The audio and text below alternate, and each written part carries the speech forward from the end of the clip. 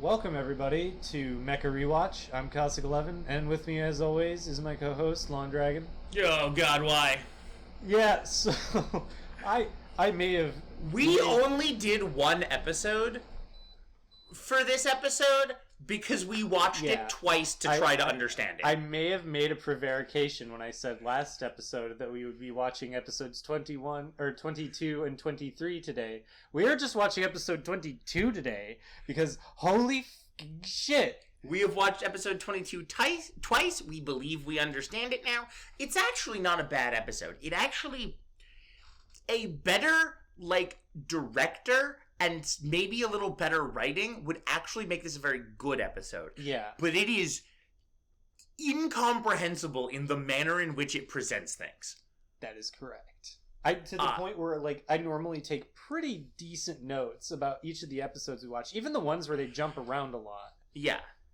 This I could not because...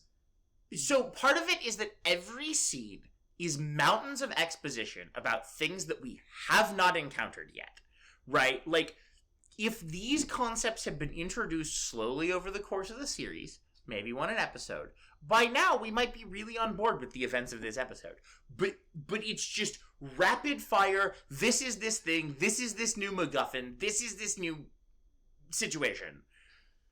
So I think, again, this is a big thing that the show really needed to do, which is it needed to really... not just mention the colonies. It needed to outline how... And again, this could be taken in, a slow-rolled a little bit. Yeah. But it needed to be slow-rolled while we were still on Earth and not interacting with the colonies. It needed to do world-building. This show just has no world-building. It just presents things as they are needed out of nowhere. Yeah. And that... The Earth, you can kind of get away with it a little bit because large portions of the Earth we already know about. Well, we live on Earth. We kind of understand Earth. Mm-hmm. But when you get into the colonies, we don't know the colonies. We don't understand the colonies. We don't understand the technology of this universe, how this is structured, what's going on. We have not lived their history. We still don't even know where half of the damn things are in relation to Earth. Right. Or even if that's half. We don't know how many there are. We don't know how many there are because they just keep bringing up new ones. Yeah, so... And there are ones that they haven't really brought up that presumably exist and we just haven't been shown. And now there's moon bases which are separate from the colonies, but that's not even that's the normal part of this episode. Yeah, that's the normal. So let's start at the beginning, and I think we're gonna skip over a lot of scenes of this. We're not gonna go scene by scene because scene by scene this episode is nonsense. Scene by scene of this episode will trying to do that would drive us insane. The general gist of it is that there is the Rockefeller Foundation wants the colonies to attack Earth so that Earth will unify under Oz for defense. That is the main evil plot.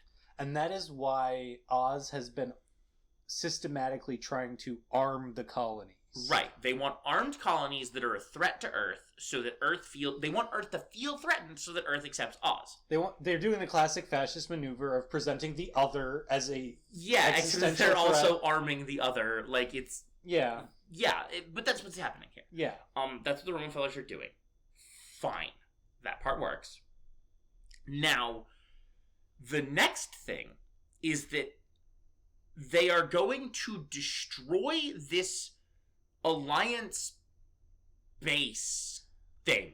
It's a colony that is owned by the Alliance, and it's it's not really even that much of a... It doesn't even have... Because they fit all the civilians on one shuttle. It's not that much of a colony. Yeah, okay. It's just a Alliance military base.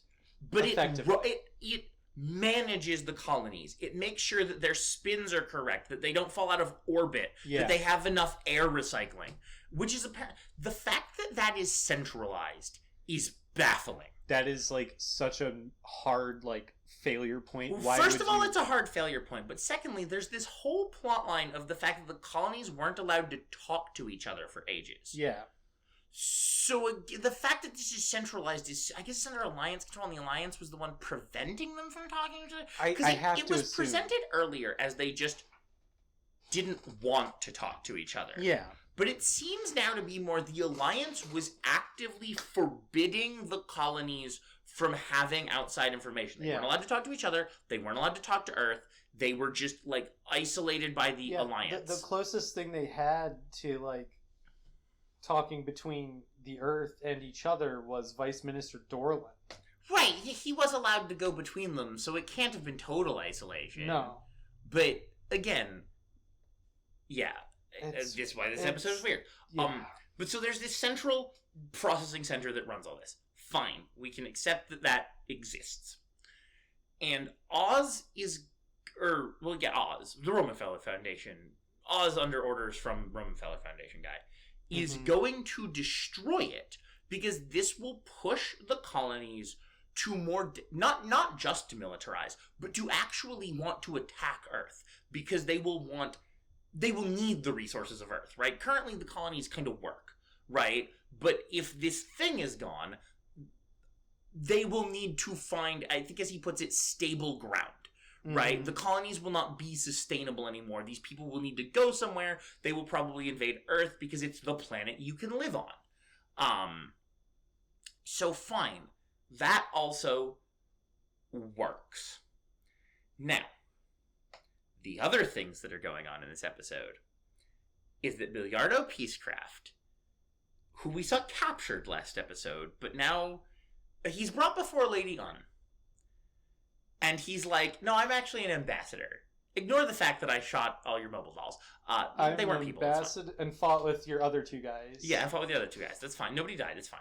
It's still it's peaceful as long as nobody dies. Well, I mean, hey, that's why we shoot drones down when they get too close to. Right. Yeah. Sure. Look, I shot down your spy balloons. It's fine. Yeah. So I'm going to. He's like doing a like military advisors thing, but like as a peace advisor. He's going to be your peace advisor. Which is sounds like something from like either like it sounds like a cult summer camp thing. Yeah, well it's the whole pacifism thing in this show. Because this is a thing we haven't really talked about much. But every time they bring up pacifists, it's, you know what it reminds me of? It reminds me of the vegan in Scott Pilgrim. Yeah. Like, as long as you maintain pacifism, you get your, like, pacifism powers. Right. Like, it's very strange. Yeah. But it is like, yeah, I'm gonna use my, like, I'm gonna advise you on how to be peaceful so that you can, like, attain pacifism enlightenment. Yeah, attain pacifism enlightenment. It's please join Scientology. Yeah. Anyway, my name is Milliardo Peacecraft. I am Counselor Peacecraft here to except that Milliardo doesn't talk like that. But that's also, more like Lady Une. I get the impression that this is a thing the Sank Kingdom used to do, like regularly, is send out these like peace advisors to people. Yeah, peace envoys. And you know what? Given how he acts here, I kind of get why people wiped the Sank Kingdom out. I think these guys would be obnoxious. Right? I'm not like a massive war hawk, but like this would be obnoxious. Like, just dude, stop being so aloof. But anyway. So, and then he's like, will you allow me to like go around the colonies freely and talk to them about peace? And she's like, absolutely. Of course I will. This is nice, Lady Une. This is hair down, Lady Une. Yeah, this is hair down, Lady Une. Chill, Lady Une. Blue Lady Une. Because notably they dress in blue and red. Yeah, and that's, you're right, yeah. It's relevant because Trey's dresses in blue. Like, that is a connection that's important. It also makes an even more important connection to another garment color that she wears later on in this episode. Correct. Yes, very. But yeah, because one of them dresses blue, one of them dresses in red. Notably, Milliardo usually dresses in red. I'm not sure that's an intentional connection. But no. I think it kind of is. Maybe. But the blue is much more important. Yeah. The fact that Trey's dresses in blue. And that hair down Lady Une dresses in blue. So, But she's like, yes, of course, you can go around in your Gundam. In your Apex war machine. Yeah. Hanging out, chilling, no problem. I just tried to capture you, but I guess technically Red Me tried to capture you. And well, that was when we thought you were Zex Marquise, but you are Miliardo You're Miliardo Peacecraft. Peacecraft, who has Zex Marquise mech, and I guess that's fine. And notably, her lieutenant guy, who is suspicious of Croa, Lieutenant Commander Nicole or whatever. Yeah, has a good coconut on its shoulders, to be honest, and is like, that's Zex Marquise. I'm not stupid. That's Zex Marquise. He basically does say that too. And then we see he Googles it, right? He Googles Zex Marquise and is like, yeah, that's the guy. It's not even like, of course it's the guy. Right? As he's talking with Duke Dermail, who is the head of the Romer Fowler Foundation. Right, yeah, this is where he talks to Duke Dermail, and Duke Dermail is like, blow up the central processing core station thing. Yeah. And he's like, your will be done, my lord. He does do the essential. Like this, and then what is thy bidding, my master? Yeah, he goes and talks to Lady Une, who is in blue mode. Mm-hmm. Lady Une is looking at the Romefeller's plan to, and this is where things get weird, send mobile dolls to Earth to settle all disputes, which is insanity. What does that specifically? Settle all disputes by destroying one side in each pursuit, or destroying the opposing side in each pursuit. Whatever. I think maybe there's a translation thing going on here. It's. Who can say? Well, I think what they're trying to say is wipe out the Romefeller Foundation's enemies. Yeah. That's what they mean. But they're phrasing it as settle all disputes, and it's strange. Well, and notably, Hair Down Lady Une, or Chill Lady Une, as I've been calling her. Yeah. Is not down with this prospect of deploying mobile dolls on Earth. Well, yeah, she's like, I don't want to do that. She's down with the mobile dolls, but just not deploying them on Earth. Right, because she thinks that Earth should be ruled by the strongest person, and that basically, the mobile dolls will prevent humans from fighting each other. And determining who's the strongest. They will ruin the death meritocracy. She also laments the fact that Treize has denied his destiny as the one and now true this ruler is where of we need to Earth. go back, because Treize had a conversation with the Romefeller Foundation, where they said that they were sending their engineer, whatever his name, Tupolev or whatever. Yeah, Tupolev. Tupolev, to the moon to supervise mobile doll construction or whatever. Yeah. And they mentioned that Lady Une has been, like, getting all the colonies under their control. And Treize is, like, surprised by this fact. Well, he's not surprised that she's been getting the colonies under their control. He's surprised that she is down with the mobile doll production. Yes, he's surprised that she's okay with that plan. Because by his understanding, she understands him. Right. She knows that he wouldn't want that. Right. And so he's very confused. He's deeply confused at this. So he calls her. And what proceeds is a hell of a conversation. You know how we said that Cho Lady Une was fucking creepy and like kind of terrifying? This is a person she likes, and it's worse. Yeah. Because he's not a good person, but he has a philosophy and a he has a moral compass that you can comprehend. Right. It's not a great moral compass. It's not like... And his big thing is that basically the Romefeller Foundation is doing what they're going to do without him, and he can't seem to change that fact. Mm-hmm. Right? And he talks about how, like, he actually, interestingly, like, rejects the great man theory of history. Mm-hmm. Right? He's like, history is a series of events strung together. History always repeats itself. Yeah. Like, there's nothing I can do at this point. Yeah. Right? And Lady Une is like, you are the great one who must rule the earth as the strongest. You are the future God Emperor of mankind. Yeah, it's... We're making it sound normal. Like, it's not. No, she sounds deranged. Utterly deranged. And Treize is like, what the shit? Treize to the point that he's like, please come home. You have space madness. Please. Yeah. He pleads with her. Please come home and be the Lady Une that I was so fond of.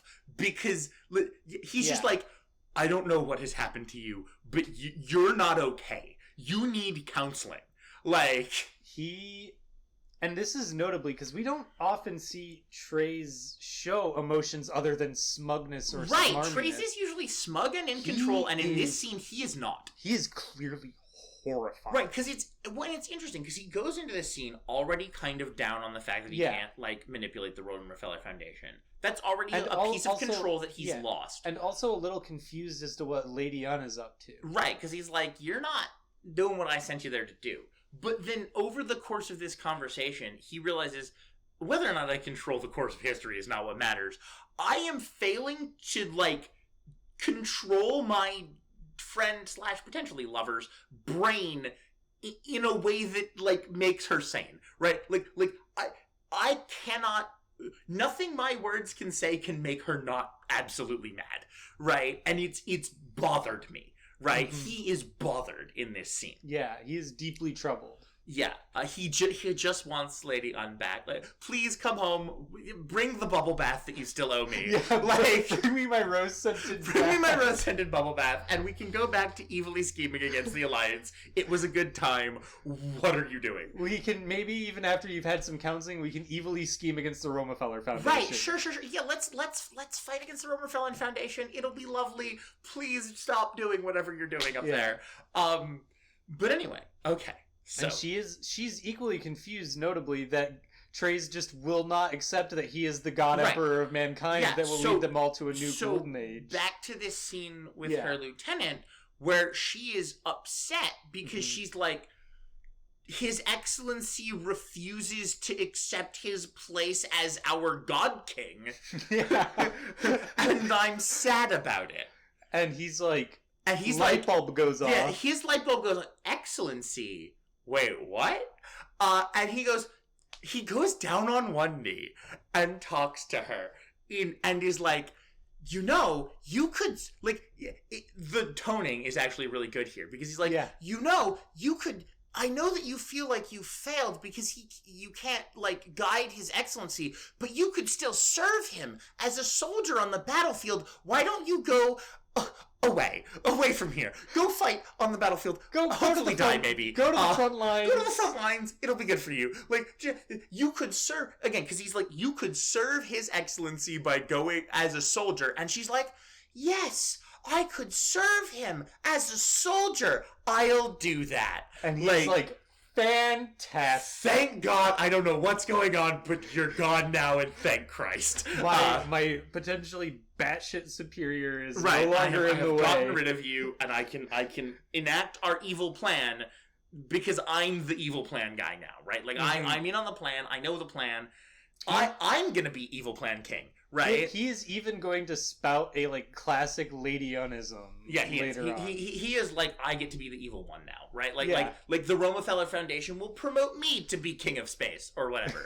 I assume that's what they're promising, whoever goes along with them. King of space. So, okay, let's get into another weird thing about this episode. They talk about space as, like, a unit.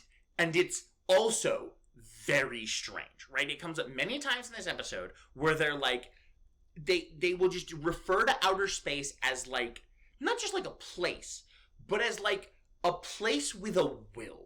Like, and it's, again, the thing, this is something that people who are fans of other Gundam series will be actually very familiar with, because this does come up in Gundam a lot. It feels very, this dichotomy between space and Earth, and space having its, like, will, and, like, humanity being weighed down by gravity. Yeah, your soul weighed down by gravity and whatnot.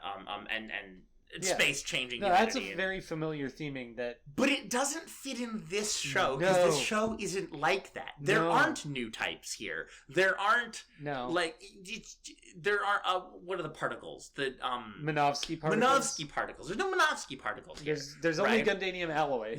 And that's just a metal. Like, it's just a strong metal. Where was I? Yeah, she's gonna go be a soldier, and he's like, great, I can do the plan. So then we get to the fight. Yeah. So they're attacking this it's unclear why they need to attack it before they shoot the giant laser at it. Presumably, it's something they do say. They say, like, we need to disable, I think it's they need to disable its ability to move. Yeah. There's not this episode could be really good if there was a fight about disabling its ability to move before we fire the giant cannon. That sounds like a great episode. That's not what happens. It just happens off screen.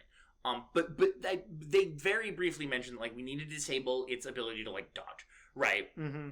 Yeah, because he says what like how would Barge's giant beam cannon be enough to destroy the station? If we can destroy the motive systems, then it would be more than enough. Yeah, he doesn't like say motive systems. He says like something else. No, but that's what he means. Yeah, he means the if we get rid of its thrusters, then it can't dodge the Death Star laser, which we just have. And Troa's which was in the episode in a few episodes ago. And Troa expresses not doubt in the beam laser part. Right. Not yet. Quite. No, not yet. Well, because he doesn't get a chance to. Because before they mentioned that, he offers. He's like, well, okay. I'll go get in the Gundams and we'll do this. Yeah, we'll go get in the not Gundams. That's true. I guess they're technically not Gundams. The weapons to surpass Gundams. They're also made of Gundanium. They're Gundams. They get to be Gundams. Yeah, they were supposed to surpass Gundams. Anyway, regardless, he mentioned the mobile suits to surpass Gundam, whatever you want to call them, right? Uber Gundams. But I'll go prep those and we'll go do this.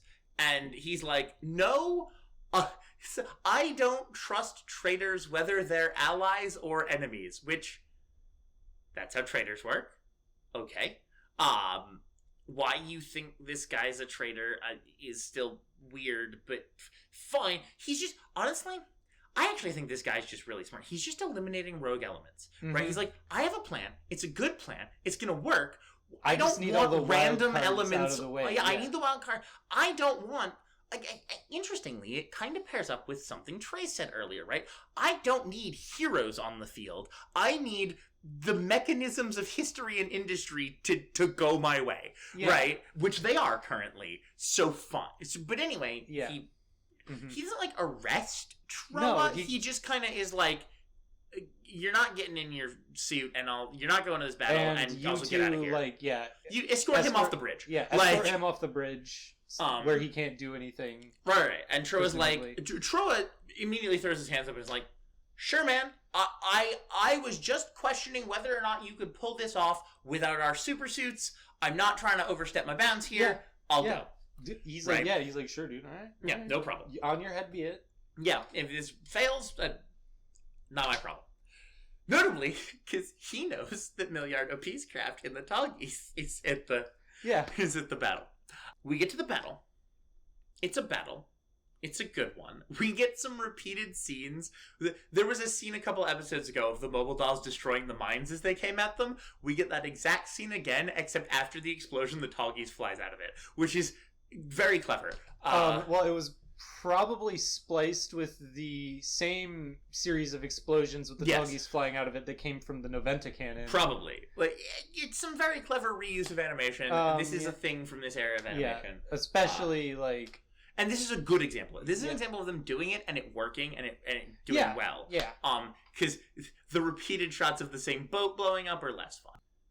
The colonies, they disable the motive systems, right? Like, that happens, off screen. It's not mentioned. But we just assume that they succeeded in doing that because the colony says, we've lost, 50% of our mobile suits and, 80% of our defenses, and we're, pretty doomed here. We got the civilians away. Yeah, they mentioned we got the civilians out, right? They'll be fine, but we're going to lose this fight, basically. And the guy is like, yeah, I always kind of knew that was going to happen. But no one's ever destroyed a colony before, and I kind of want, the entire solar system to see how tragic this is, right? We are gonna die here, and we're gonna make it look bad, right? We're gonna, die horrifically, and we should, right? Everyone will see that, and we'll see how awful this is, and that's actually gonna kind of be good for everyone. Which is a fair thing to think. It's sort of like if no one had ever launched a nuke and you were like, I'm gonna make them nuke me so they see how bad nukes are. Right? It's interesting. There's a brief exchange. These two people, by the way, are the father and son of the guy that they shot after pushing him out of a plane. In episode 3? 7? Whatever. Yeah, correct. I think it was 7. I thought it was earlier than that, but maybe it might have been earlier than that. But yeah, they are his son and father, so they are grandfather and grandson. Meanwhile, Miliardo kind of like successfully defends the... I mean, he doesn't, because the motor system is disabled and they're going to shoot a giant beam cannon at it, right? But he like beats all the mobile dolls, right? Yeah. Like absolutely wrecks them. And then the remaining Alliance forces are shooting at one remaining mobile doll, which find out is not a doll. Because, one, it doesn't explode instantly when hit. And two, it has Lady Une inside it. And this is where things get confusing until you've watched it a couple times.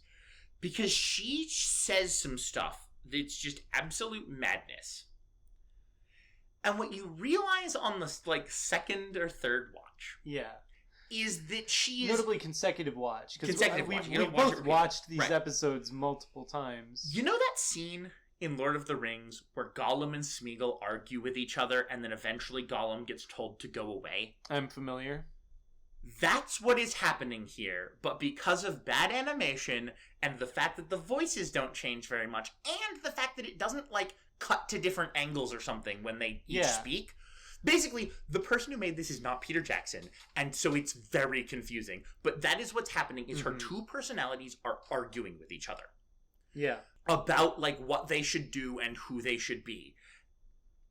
And instead of coming to the conclusion of, like, you know, leave now and never come back, they come to the conclusion, like, we will do this together. Is her final, like, line on the subject, is like, we will be the best that we can be. As you mentioned earlier, her flight suit is purple. A combination of her blue outfit and her red outfit. Which is, again, like, parts of this are very good. But also, my God, is it confusing, right? That's some very clever, like, detail work. But you could have made the fact that she's talking to herself more clear. Yeah. Because the first time we were just like, what is happening? Why is she just, like, rambling incoherently?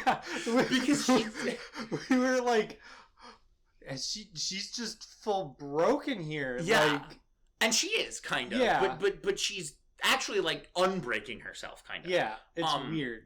And so she then... It's more nuanced than just, oh yeah, she's gone off. Yeah, she hasn't just gone off her rocker, actually. She's just having an argument with herself. Which, again, all it would have taken is just cut to different angles or something when they talk differently. Right. Well, right. Especially because that's what Gollum does, right? Right. Well, they could cut to different angles, and if they really wanted to differentiate it even just a little bit more, you cut to one angle where she's kind of got the more rounded, like, doughy eyes.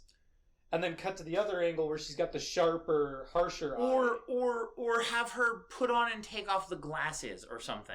Anything. To differentiate. Because again, like you know, look, this voice actress, she's fine, but she ain't Andy Serkis. Right? Yeah. And simultaneous with this, Miliardo is about to shoot this mobile suit down because it's a mobile doll.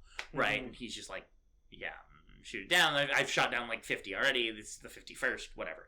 Right? And Trace calls him up and is like, hey, buddy, how you doing? Haven't talked in a while. Normally they seem to have some sort of FTL communication because there's no delay, and that's also fun. He calls him up and talks to him and is like, Miliardo is like, we're not friends anymore.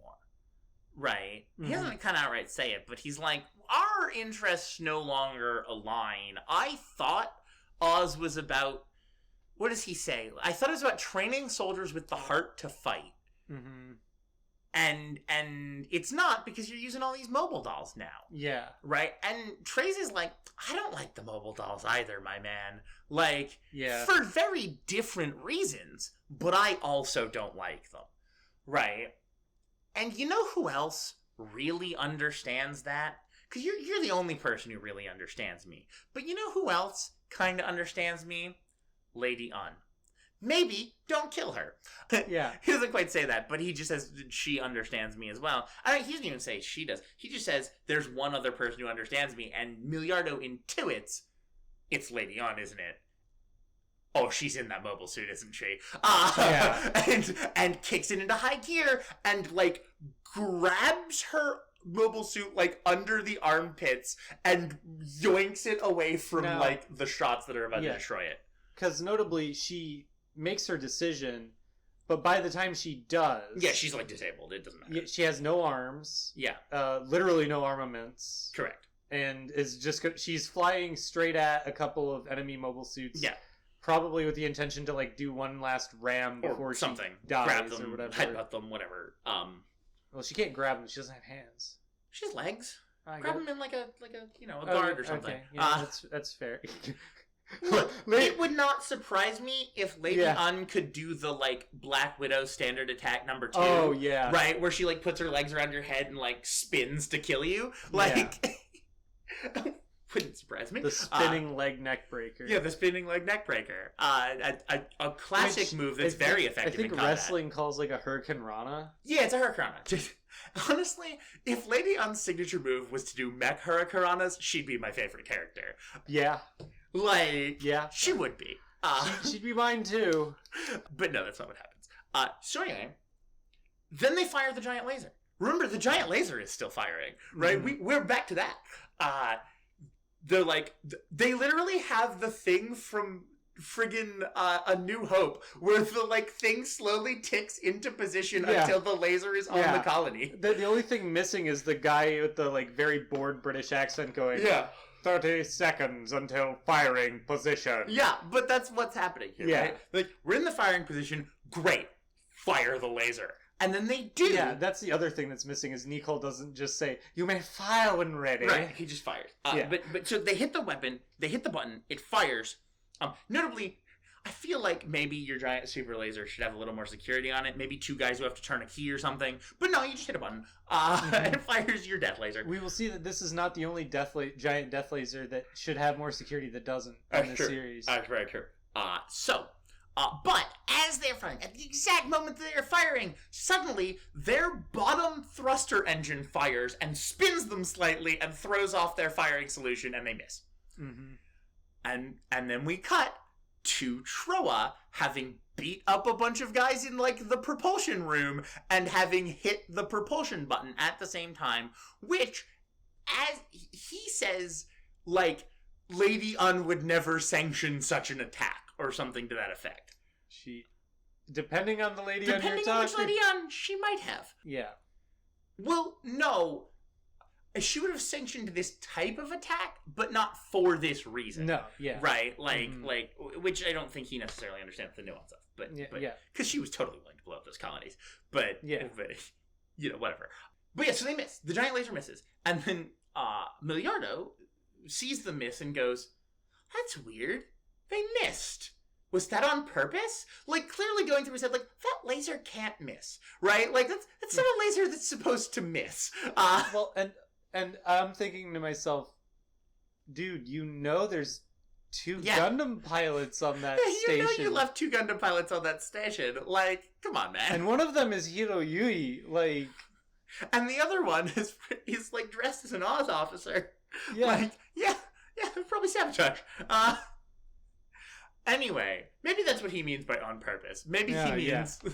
He's like, oh, was that one of the Gundam pilots? Yeah, maybe. Maybe, yeah. You know, throwing off the calculations or whatever. Yeah. But anyway, so they miss. The central colony organizer station or whatever is not destroyed. Miliardo flies Lady Une all the way back to her battle barge thing. It's called the something barge. It's called the space station barge. Space station barge.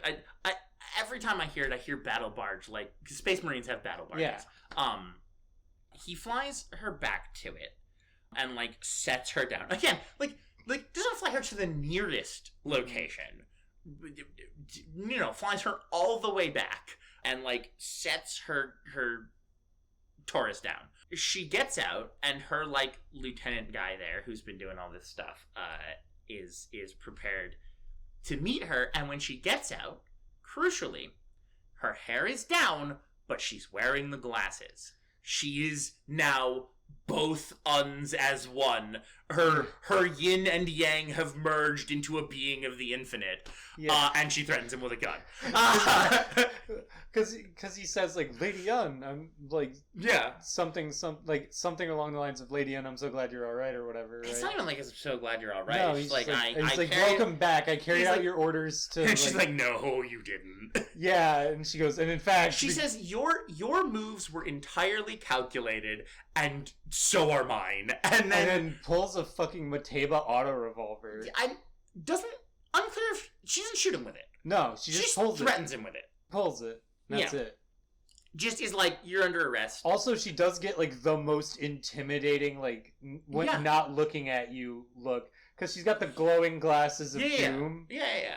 But yeah, so she is now, chef's kiss. Lady Dose, I guess.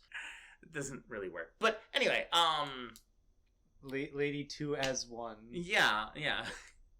It's weird that her... anyway. And that's the end of the episode. That's as we understand it, what happens in this episode. Mm-hmm. I think we did a pretty good job of understanding it after 2 watches. Yeah, hopefully. And we barely went on any tangents there. I want you all to understand this, because normally, if we did 2 episodes now, this episode's going to be a little bit shorter. Yeah. That took 37 minutes to explain that one episode, which... Because we barely discussed it. We just went through what happened. Yeah.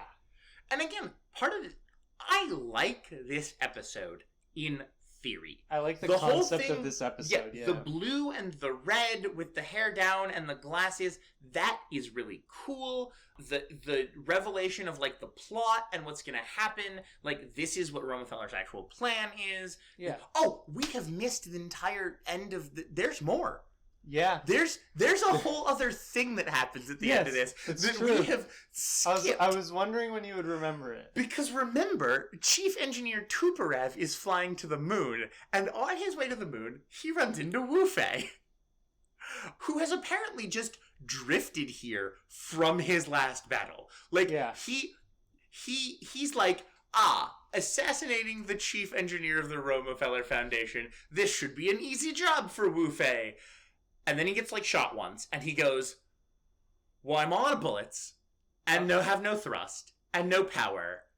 Well, I lose. Yeah, he's basically like, well, crap. Mitaku. Maybe I should have got repaired first. Well, and then Tuporev is like, he's all out of stuff. He can't hurt us. That machine's pretty cool. Stop shooting it. Let's capture it. Yeah. And they stop shooting it, and Wu Fei is like, well, that's mighty generous of you, Mr. Tuporev. Tuberov. Whatever. I only remember it because it's Tuber. I always want to call him Tupolev, which is the guy from Hunt for Red October. Yeah. The you idiot, you've killed us. Yeah. But anyway, they're gonna capture it, and Wu Fei is like, it's time for us to get stronger, Nitaku, which... No, he just says we're gonna have to we need to get stronger. Yeah, we need to get a lot stronger. And then he's captured, and then the episode ends. Yeah, that's right. And that all had nothing to do with the rest of... I guess technically it was related to the fact that the engineer went to space. Yeah. But that's it. Yeah.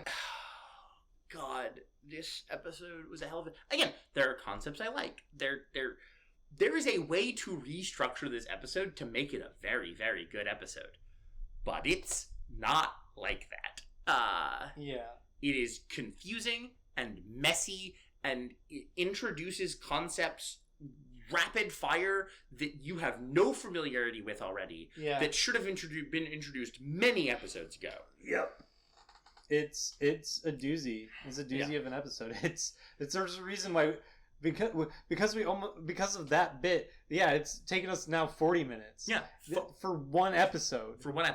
Hopefully, like, without really particularly long tangents. Right. And one might say, well, now that that's all out of the way, surely we understand, and it's just a race to the finish for the next, 27 episodes? Something like that. No. It is not. This will happen again. I guarantee this will happen. This will happen again repeatedly. And this is, fundamentally, this episode is simultaneously what's good about this show and also what's really awful about this show. Yeah. It is everything that's wrong with it and everything that's really good, because again, there clearly were some writers who were thinking about things, they can do like character work well. They can do some pretty solid dialogue. Yeah. But like they needed an editor who knew what they were doing. Really badly. Really badly. They needed an editor. And that's it. That's this episode. Yep. That's going to be this episode for this week. A little bit shorter than usual, but we've expounded in great detail as to why that needed to be the case. Yeah. So next week we'll come back with episodes 23 and 24. We're back on ending on even numbers now. Yeah. I mean, probably, unless the next one is also just... Oh, God. If the next one is as confusing and baffling as this one It could be worse. If I recall this show correctly, I think the next one might be worse. Oh, no. Because I think... You might be right. It won't have the confusing bit with Lady Une. Because that's what really... The rest of this episode is normal, like... Is the normal politics, philosophizing, ace combat mission confusing. Yeah. But the bits with Lady Une really throw it over the top into jarringly confusing. Yeah. And that's not going to happen again. No. Well, that specific thing isn't going to happen again. There are going to be other very confusing things that happen in this show that will... I predict this will not be the last time we have to spend an entire episode on one episode. No, I think you're right. But without further ado, we'll catch you all next time. Peace. See ya.